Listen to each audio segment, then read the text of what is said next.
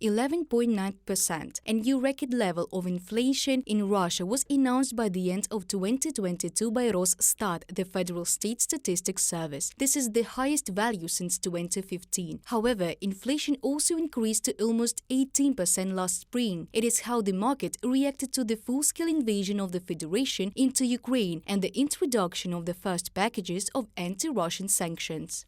The devaluation of the Russian ruble began only at the end, and it did not affect inflation.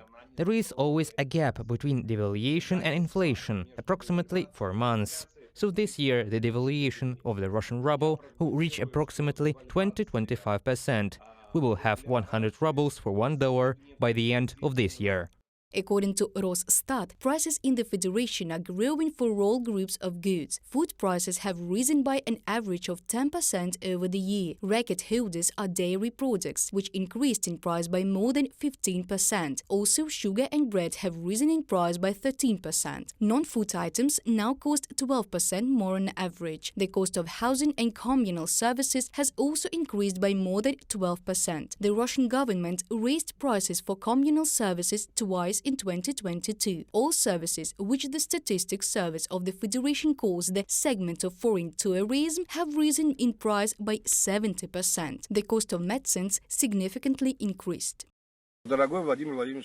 Precious Vladimir Putin, you will ask, why precious? Because you cost us, the people and all of Russia, a lot. How can you survive if the minimum wage is $168 and the pension is from $120 to $130? Our older people cannot even afford to buy medicines.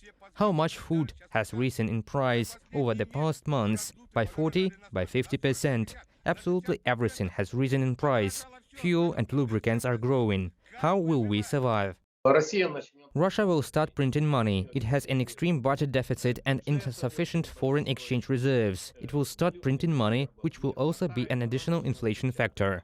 At the same time, the Kremlin keeps the population's poverty at the same level. That's not at the expense of programs to overcome unemployment, development or support for small businesses. Not at all. But at the cost of the total payments to those mobilized, wounded and killed in the war in Ukraine, Bloomberg analysts say. Russia allocates 2/3 of its budget to the war and social benefits to those who live below the poverty line. For poor Russians, wound or coffin allowances are the primary financial support, no matter how uncanny this sounds.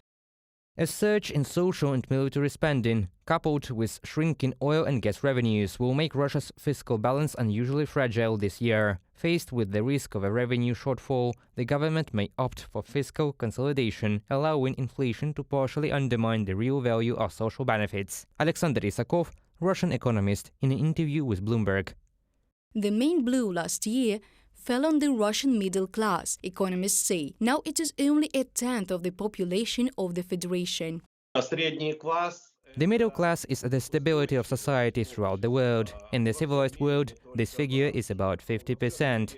In Russia, it is melting before our eyes. Mobilization also undermines the middle class. And by the end of the year, we will talk not about 10%, but about 7 to 8%, which is a strong blow to the stability of the Russian economy.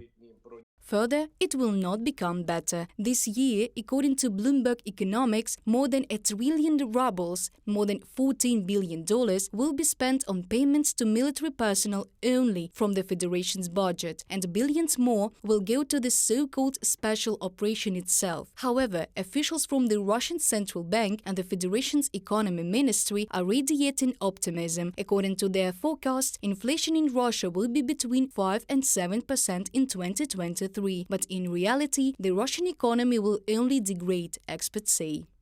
Reported by Diana Kolesnik, Yulia Bezborodko, UATV News.